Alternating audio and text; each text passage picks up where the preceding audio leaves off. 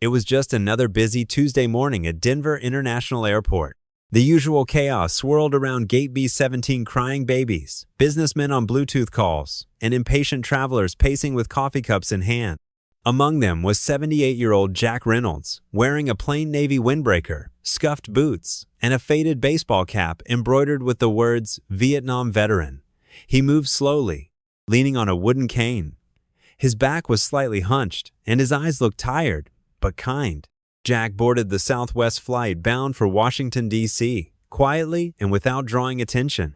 He sat down in the aisle seat of row 22, his hands folded in his lap, cane resting between his knees.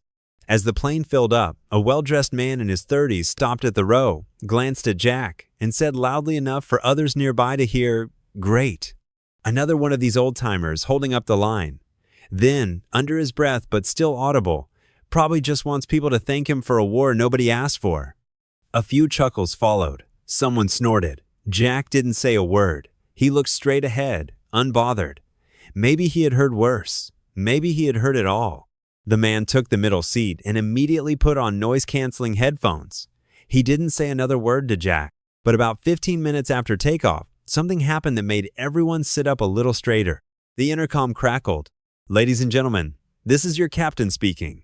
We have a very special guest on board today."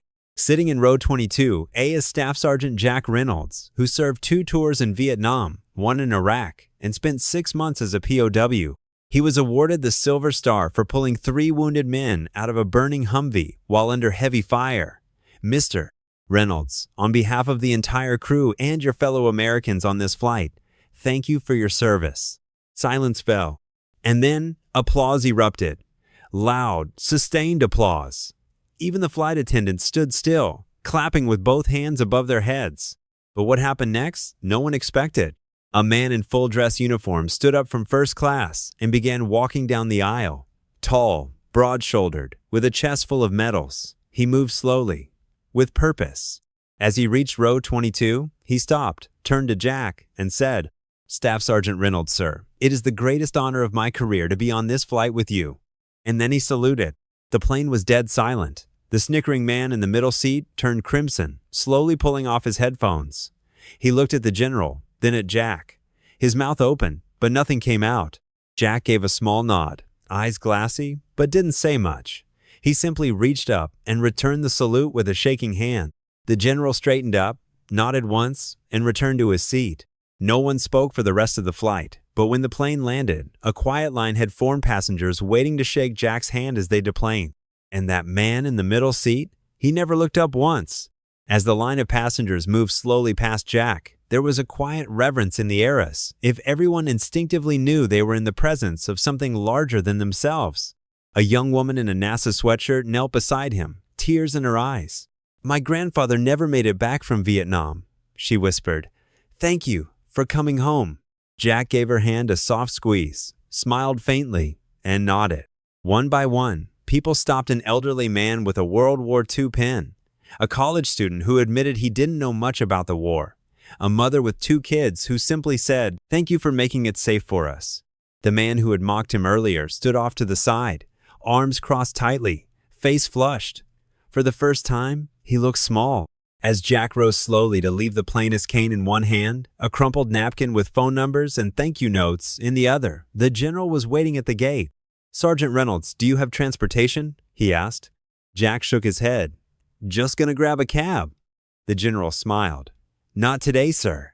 Outside, a black SUV with tinted windows and small American flags fluttering from the hood pulled up to the curb. A uniformed driver stepped out, opened the door, and gave Jack a respectful nod. Passengers watching from the terminal pressed their hands to the glass. Someone took a photo and later posted it with the caption, "He boarded like a stranger. He left like a hero." The post went viral. Millions read about Jack's quiet flight. Veterans groups reached out. A local school in D.C. invited him to speak. But Jack, ever humble, declined most offers. He didn't want fanfare.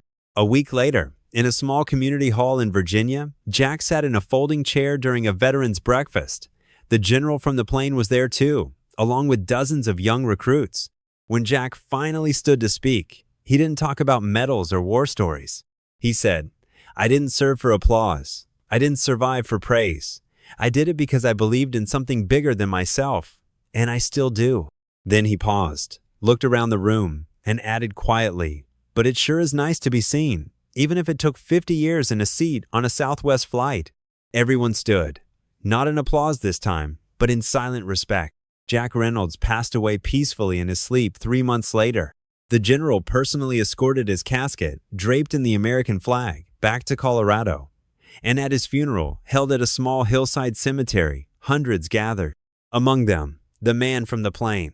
He stood at the back of the crowd, hat in hand, eyes wet, and as taps played and the flag was folded, he whispered to no one in particular, "I judged the cover, and I missed the whole book.